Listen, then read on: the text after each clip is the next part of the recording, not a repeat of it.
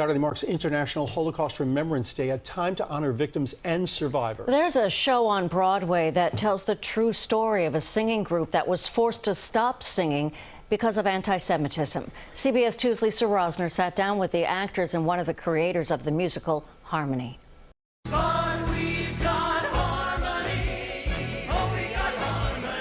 Broadway's Harmony, a new musical, shows there was so much promise for the Berlin-based group, the Comedian Harmonists, formed in the late 1920s. The 6 men, 3 Jews and 3 non-Jews, crossed paths with the likes of Josephine Baker and Albert Einstein. They performed all over the world, including at Carnegie Hall, before returning to Germany shortly before the Nazis assumed power. I absolutely have a sense of duty to share the story of those who did perish.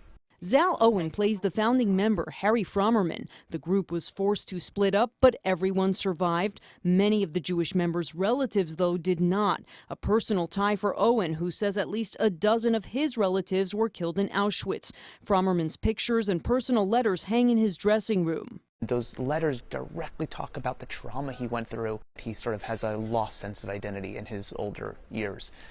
He talks about needing to wait for restitution payments from the German government to be able to buy recording equipment. The last surviving member of the group, Joseph Roman Sikowski, spoke in 1995 about initially fleeing to Vienna with the 2 other Jewish singers. They weren't safe there either. We knew that we can't continue.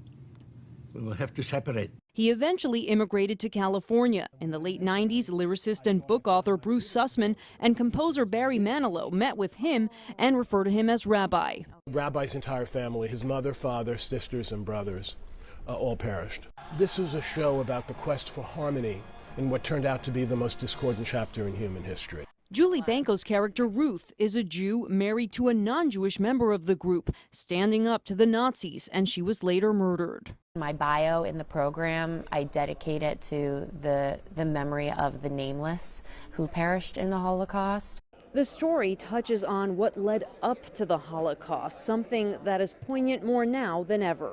It's about how a society would allow the destruction of art, the destruction of passion and career.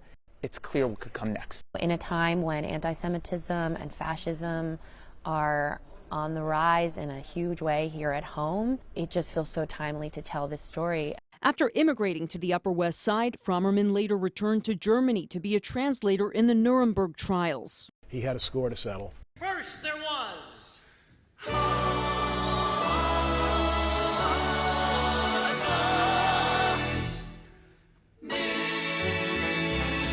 The last Broadway performance of Harmony is February 4th. In the Theater District, Lisa Rosner, CBS 2 News.